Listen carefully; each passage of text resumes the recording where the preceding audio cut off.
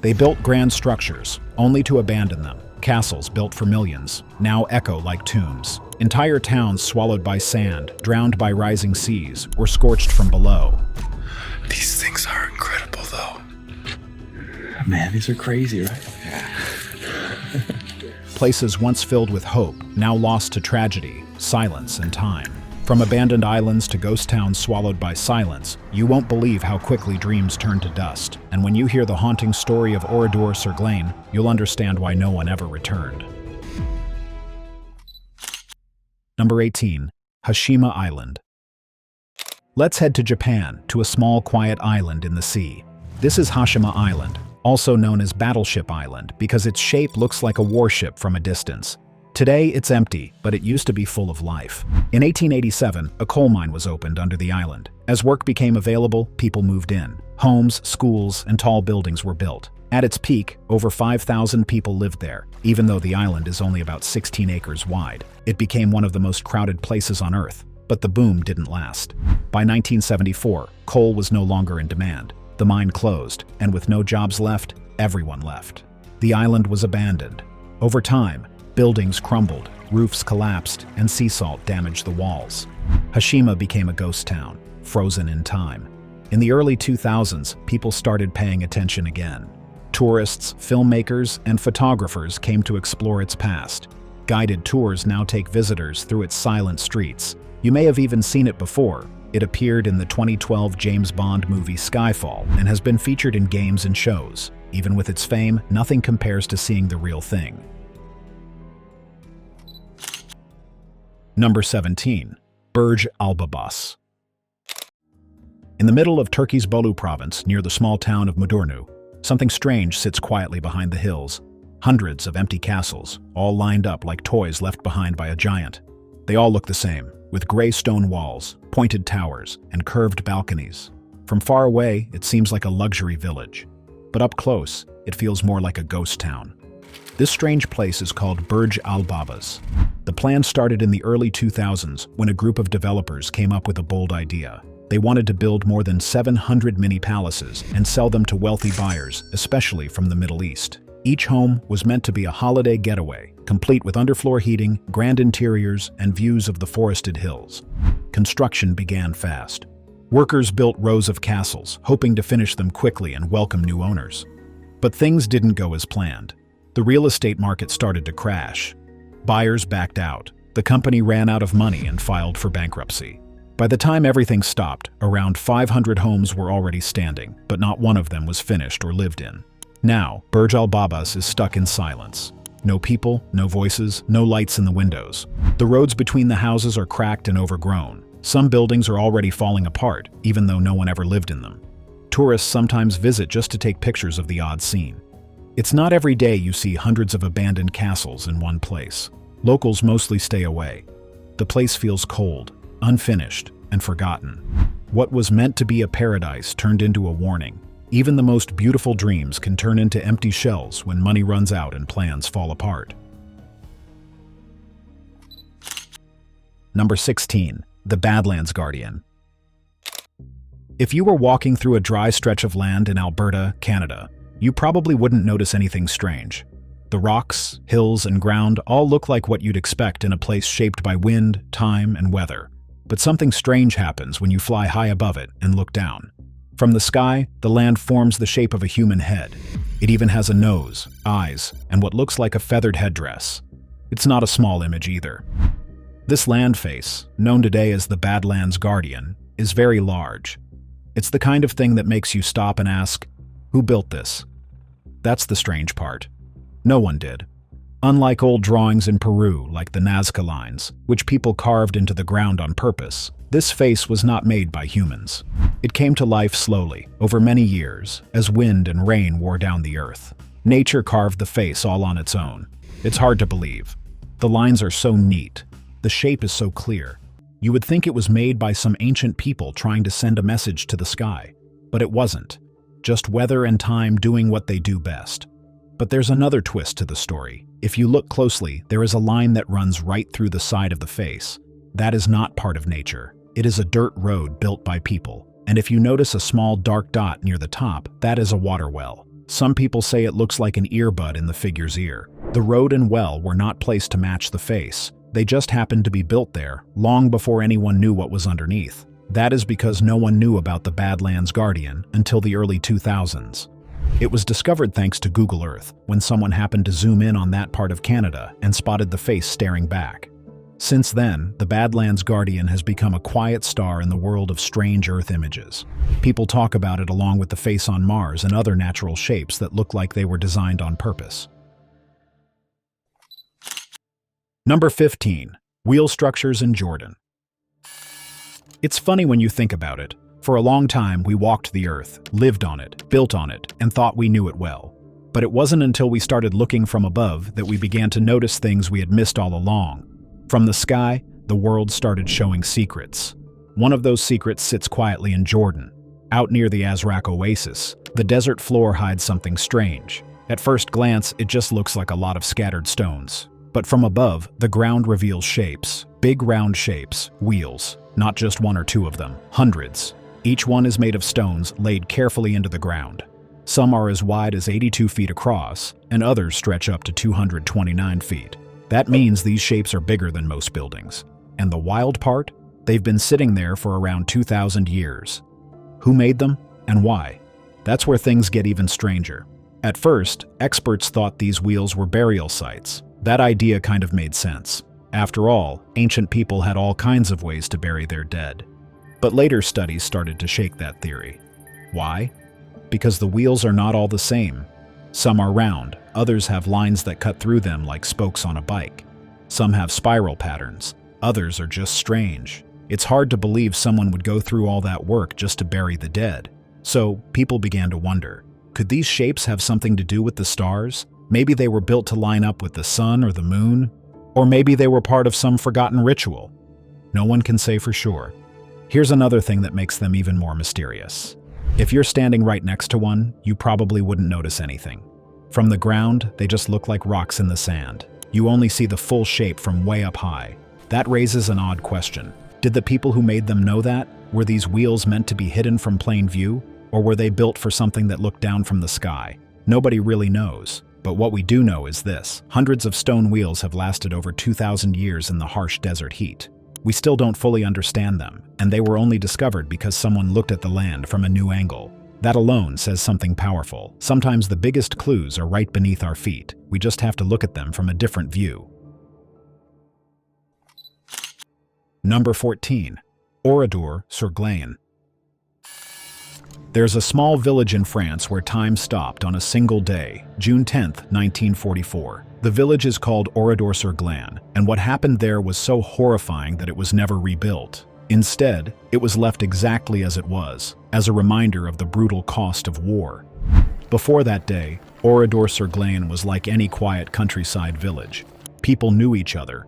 Children played in the streets. Life moved slowly. But then, Nazi soldiers rolled in with their trucks and weapons. They surrounded the village and gathered every man, woman, and child.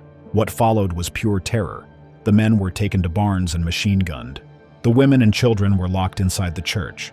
Then the church was set on fire. In just one day, over 600 villagers were murdered. Only a handful survived. After the war ended, French leader Charles de Gaulle made a decision. The ruins of Oradour would remain untouched. Burned cars still sit in the streets. Walls are blackened by flames. Rusted bicycles and sewing machines lie exactly where their owners left them. Even the remains of the church still stand, silent and broken. No one lives there now. The new village was built nearby, but the old Oradour-sur-Glane is a ghost town, a place of silence and sorrow. People come from all over the world to walk its empty roads and remember what happened. Number 13. Wolf's Lair, Hitler's bunker. Deep in the woods of Poland, hidden among thick trees and overgrown paths, lies a crumbling ruin with a dark past. It's known as the Wolf's Lair, once a top-secret hideout for Adolf Hitler during the final years of the Second World War. Like many of his retreats, it carried an animal name, this one chosen to reflect the name he often used for himself, the wolf. Built in the year 1941, the fortress was meant to be a place where Nazi leaders could meet in secret and plan their next moves. It wasn't just one building, It was a massive complex, guarded and hidden from the outside world. Hitler spent much of his time here during the last phase of the war, surrounded by his inner circle. But the Wolf's Lair is remembered today for something else entirely. In the summer of 1944, a group of German officers tried to kill Hitler by planting a bomb in a suitcase inside the bunker. The plan nearly worked. The explosion injured him and shook the entire compound, but it did not end his life. After the attack, Hitler no longer felt safe there. As the Russian army began closing in, he ordered the entire place to be destroyed. Explosives were set, and parts of the complex were blown apart. Still, the destruction was incomplete. Many of the thick concrete walls survived, though now broken and covered in moss. Today, the remains of the Wolf's Lair sit in silence. Trees grow through shattered walls, and cracked bunkers lie open to the sky. The site belongs to the Polish government now, after the last person leasing the land failed to keep up with payments. Number 12. Akarmara. Tucked away in the mountains of Abkhazia, a disputed region claimed by Georgia, lies the forgotten town of Akarmara. What was once a growing community filled with workers, families, and life is now a crumbling shell, slowly being overtaken by trees, roots, and silence. Akarmara began as a mining town during the Soviet era. Coal was the reason for its rise. Trains rolled in, the mines stayed busy, and apartment blocks were built for the workers who kept the industry alive. At its peak, thousands of people lived there. The town had shops, schools, and steady work, but none of it lasted. When the Soviet Union collapsed in the early 1990s, war broke out in the region. Fighting between Georgian forces and Abkhaz separatists tore through towns like Akarmara. People fled for safety, coal production stopped, and the town emptied almost overnight. Nature wasted no time. Now, trees grow inside buildings, vines climb through broken windows, and rust spreads across the old rail tracks. Whole apartment blocks sit empty, with staircases leading nowhere and balconies falling apart. The silence is heavy, broken only by wind and the occasional bird. A few people still live nearby, less than a dozen. They tend to small farms and live quiet lives, surrounded by reminders of what Akarmara used to be. For them, it's not just a ruin, it's home. Most who visit come just once. They take photos of stairwells covered in moss and hallways filled with shadows. Then they leave, carrying with them the memory of a town that time and conflict left behind. Number 11. The abandoned Ryugyong Hotel. In the middle of Pyongyang, the capital city of North Korea, there stands a building that reaches high into the sky. It is tall, sharp, and shaped like a triangle with smooth sides. From far away, it almost looks like something from the future. But up close, the truth is very different. This is the Ryugyong Hotel. Some people call it the Hotel of Doom. It was supposed to be a symbol of pride. Back in the year 1987, North Korea began building it with big hopes. They wanted the world to notice. The hotel was meant to be the tallest of its kind, with more than 100 floors. To be exact, 105 stories. At the time, it was one of the biggest projects the country had ever started. North Korea was getting help from the Soviet Union to build it. But just a few years later, in the year 1991, the Soviet Union collapsed, and everything changed. North Korea soon faced serious money problems. Work on the hotel slowed down, then stopped. From the outside, the main shape of the building was finally completed, but inside, it remained empty. For more than 30 years, the hotel has never welcomed a single guest. Even the outside glass that covers most tall buildings was missing. It was not until the year 2008 that workers added shiny glass panels around the building. There was hope that it might finally open, but once again, work stopped. It was later said that finishing the hotel would cost about $2 billion. That included everything from walls and lights to furniture and running water. But $2 billion was simply too much, so the hotel remains the same. A giant tower over the city. A place built for visitors, yet no one has ever stayed there. Sometimes, lights flash on its outside walls at night, showing colorful pictures. But inside, it is still dark and silent. Number 10. Houtouwan. Along the edge of Shengshan Island in eastern China, there's a village that nature has taken back piece by piece. It's called Houtouwan, and what makes it so haunting is how quiet it is. No people, no noise, just walls covered in green leaves, empty houses, and narrow paths swallowed by vines. Decades ago, this village was full of life. Families lived in small stone homes stacked along the hillside. Fishing boats came and went from the shore, and kids played in the winding alleys. Houtouwan was once one of the largest and richest fishing villages in the region, but as time went on, things began to change. The island was hard to reach, supplies took too long to arrive, and getting goods to market wasn't easy. Younger generations started to leave for the mainland in search of jobs, schools, and better living conditions. By the early 1990s, most families had packed up and left. One by one, homes were locked, doors shut, and the village went quiet. That's when nature moved in. Today, thick vines crawl across rooftops and spill through broken windows. Trees grow through living rooms, and moss covers stone stairs. The village is still there, but it's buried under a blanket of green. Houtouwan has become a strange kind of tourist spot. People come to walk through the empty village and take photos of the wild plants hugging every wall, but no one stays long. The silence, mixed with the feeling that the place is frozen in time, leaves a strange weight in the air. Number 9. Carrie Blast Furnaces, National Historic Landmark. In the year 1881, a massive steel operation came to life near the banks of the Monongahela River in Pittsburgh. Known as the Carrie Furnaces, this place quickly became one of the biggest names in American steel production. The site stretched across 400 acres and ran on both sides of the river. At their peak, the furnaces were pumping out over 1,200 tons of steel every single day. But the glory didn't last forever. By 1978, the furnaces were considered outdated and no longer useful. Most of the buildings were either torn down or set on fire to make way for something new. The plan back then was to build a fresh housing community on the site, but that idea never came to life. What was left behind were the towering remains of the old furnaces, still standing tall at 100 feet, like steel skeletons from another time. Over the years, these forgotten giants became more than just rusted leftovers. Locals began to see them as symbols of the city's hardworking past. In 2006, they were officially declared a National Historic Landmark. Since then, efforts have been made to keep them standing strong. Repairs, cleanup, and careful restoration have all been part of the mission to protect what's left of the iron-making days. Number 8. Hobbit House. Out in the quiet fields of Wiltshire, England, there's a strange little stone building that catches people off guard. Locals call it the Hobbit House, but that was never the plan. It started as a simple idea, just a barn for hay, nothing more. Back in the early 1980s, a man named Colin Stokes bought the land with that exact goal. He wanted a plain rectangular structure for farming use, but as he began stacking stones and shaping the walls himself, something changed. He fell in love with the process. Dry stone walling became more than just a task. It became a passion. One wall led to another, then to stained glass windows, curved corners, and even little towers. Without any real plan, Colin kept building for more than 11 years, turning a basic barn into something out of a fantasy story. And while most people see a fairy tale cottage, Colin never did. To him, it was still just a barn, just one that grew a little wild. He even built himself a room upstairs and lived there for a while. But that peace didn't last.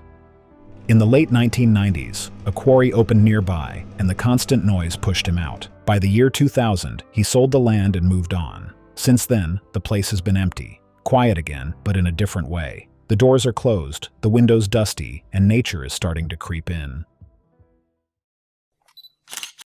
Number 7. Cape May Bunker. In the year 1942, during the height of the Second World War, a large concrete bunker was built along the shore in Cape May, New Jersey. It wasn't meant to last forever. In fact, it was supposed to be taken down once the war ended. But that never happened. The bunker still stands today, resting on thick wooden posts that have somehow held up through storms, rising tides, and over 80 years of salty air. Those who built it probably never imagined it would survive this long. After all, its concrete walls are 7 feet thick, and its weight alone should have crushed the wooden base long ago. To people visiting the beach for the first time, the sight of the massive structure is strange and almost eerie. It doesn't fit with the peaceful waves and soft sand. But to the folks who've lived in the area for most of their lives, it's just always been there, a familiar part of the shoreline. That might change soon. When the bunker was first built, the ocean was far away, about 1,000 feet, even at high tide. You could walk beneath it without getting your feet wet. But today, the sea has crept closer. Water now fills the space under the bunker, and the waves reach right up to its heavy front steps. Little by little, the shoreline is taking it back. One day the ocean will win. The old war bunker, built to face a human enemy, will be swallowed by time and tide instead. Number 6. Tirana Pyramid. When Albania was still under communist rule, a massive concrete structure rose up in the middle of Tirana. It was called the Pyramid of Tirana, and it was meant to honor the country's longtime leader, Enver Hoxha.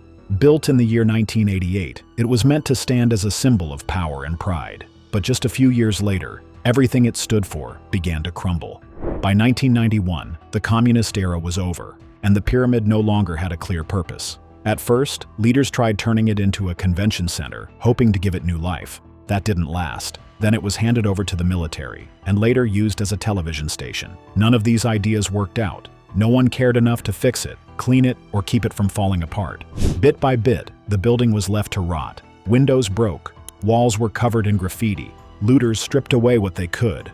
It became a shell of what it once was. The government has made several attempts to tear it down completely, but every time those plans got serious, a small group of locals fought back. They believe it should stay, not as a proud landmark, but as a reminder of history, of change, and of everything Albania has been through. Number 5. Igloo City. In the middle of nowhere near Cantwell, Alaska, sits one of the strangest buildings you'll ever see, a giant fake igloo. At first glance, you might think it's a quirky place for travelers to stop and stay the night. But that's the weird part. It's actually a hotel that never opened.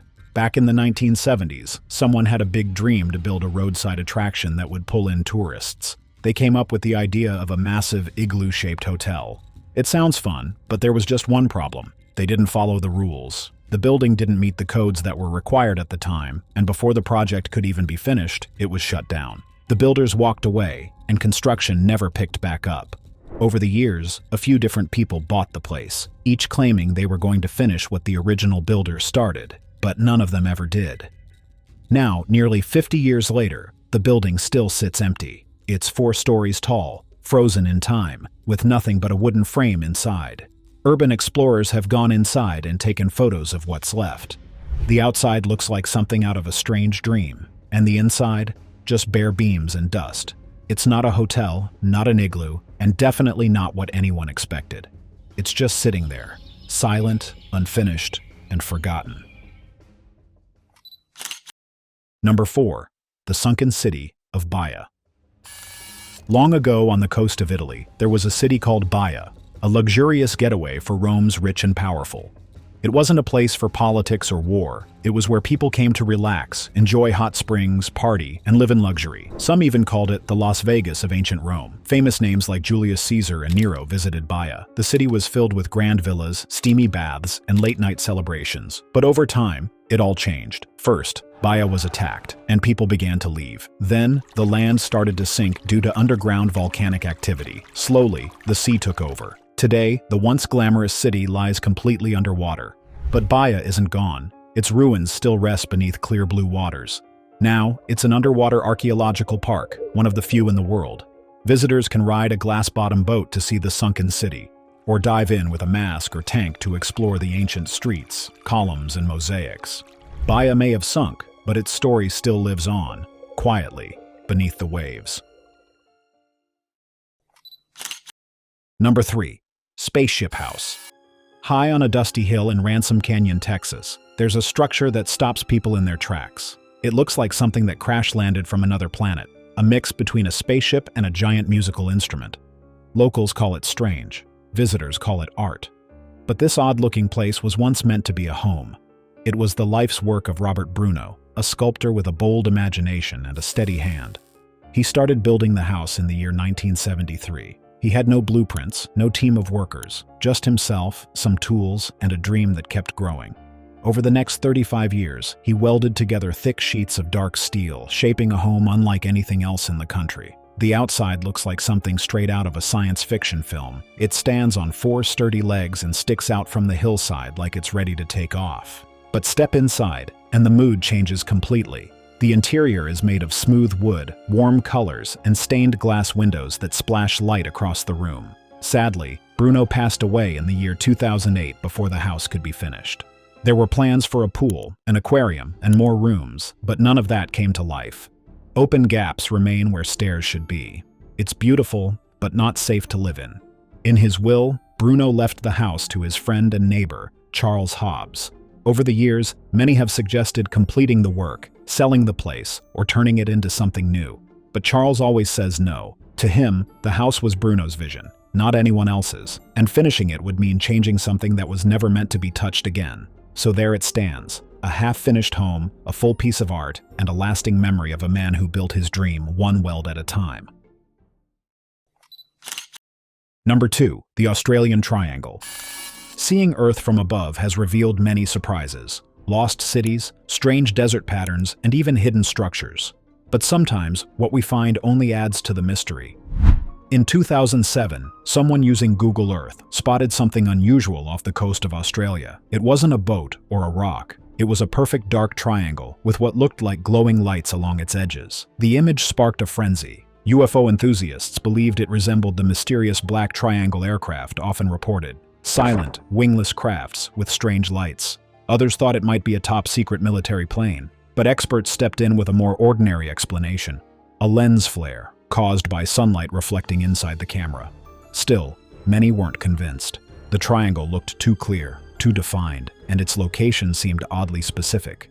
The official explanation remains, just a trick of the light. But some still believe it was something more. A glimpse of something we weren't meant to see. One thing is clear, looking at Earth from above can reveal wonders, or mysteries that leave us asking even more questions. Number 1. Kolmanskop. In the middle of the Namib Desert in southern Namibia, there's a place where sand fills kitchens, hallways, and bedrooms. It's called Kolmanskop, and once upon a time, it was one of the richest towns in Africa. Today, it's silent, its grand homes buried waist-deep in dunes. Back in the early 1900s, a railway worker found a shiny stone in the sand nearby. That stone turned out to be a diamond. News spread fast, and just like that, a diamond rush began. People came from all over, hoping to strike it rich. Within a few years, Kolmanskop was born. The town grew quickly. It had everything: a school, a hospital, a ballroom, and even an ice factory in the middle of the desert. Homes were large and fancy, styled after German buildings, since most settlers were from Germany. The streets were clean, the people were wealthy, and the diamonds kept coming. But the boom didn't last. By the mid-1930s, bigger diamond fields were discovered farther south. People packed up and left, chasing better fortunes. By the 1950s, Kolmanskop was completely abandoned. Then the desert stepped in. Without people to hold it back, the sand began creeping through broken windows and cracked doors. It filled every room, every hallway, every corner. Some homes are filled to the ceiling. Others have doors hanging off their hinges, leading to nothing but waves of sand. Today, Kolmanskop looks like a dream swallowed by the desert. Visitors can walk through the ruins and see old bathtubs half buried, wallpaper peeling from the walls, and staircases that go nowhere. It's beautiful, eerie, and oddly peaceful. Thanks for watching. We'll see you in our next video.